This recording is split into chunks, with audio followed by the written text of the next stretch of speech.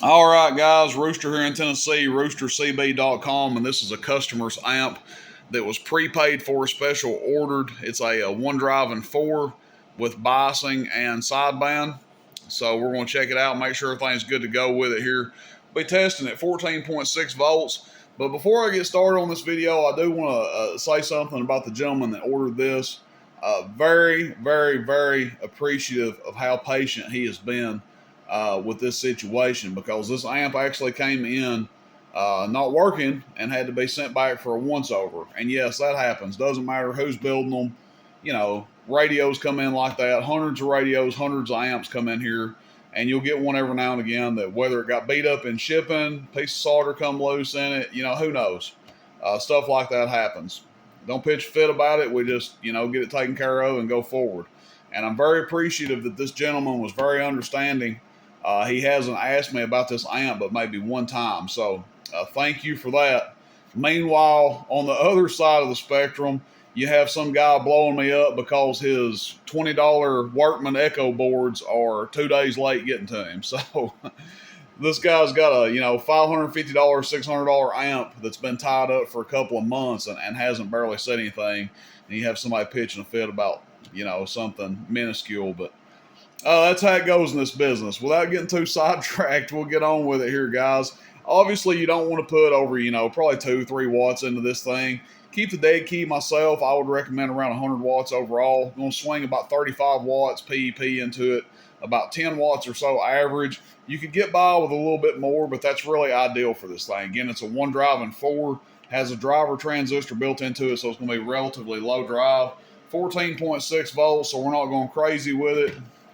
We'll just key up here. Audio. So what do we see? About 55, 60 amps there at the most. Yes, the delay works. Very distinct. That's without the delay. Okay, so we'll just turn the delay off for our power output test. 1,000 watt slug, we're going to be looking at the bottom scale. Roll our dead key back here. We don't want to go too crazy. There you go. 100 watts. Oh, audio. Oh, 400 average. So it's getting with it pretty good. PEP. Hello, audio 1, 2, 3. Audio 1, 2, 3. Audio 900 watts PEP. Audio check. 1, 2. 1, 2, 3. Radio check, radio check, radio check. Audio check. 1, 1, 2, 3. Audio. So about 900 PEP and about 400 average. And this thing is running like a scalded dog, as they say. Nice run amp here, guys. Fatboy one drive and four. Again, this one was prepaid for.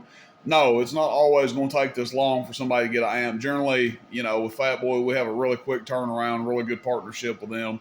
And, you know, the way I do business with them is a little bit different than Carl. So Carl will do, let's say I order 20 amps from him.